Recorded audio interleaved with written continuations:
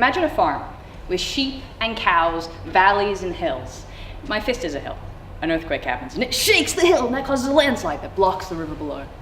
And the river cuts down through that landslide over hours or days or weeks, and it floods the valley downstream. And if there's a power line across that valley and it gets damaged or knocked over, then the dairy shed up the hill isn't going to run.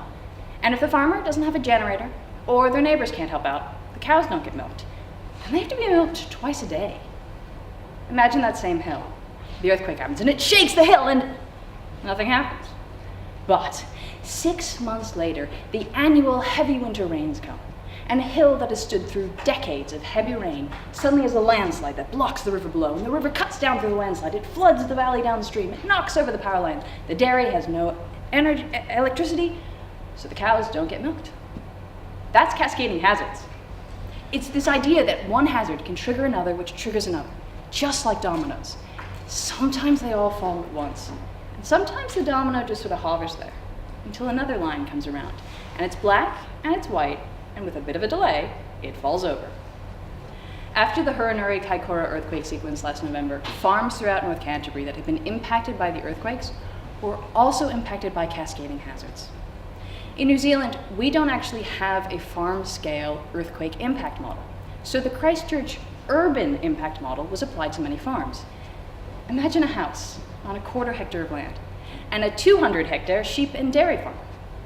I want you to remember that somebody lives in this house. It is their home. Somebody lives on this farm. It's their home. It's also where they work, and probably where their parents and their grandparents worked and lived.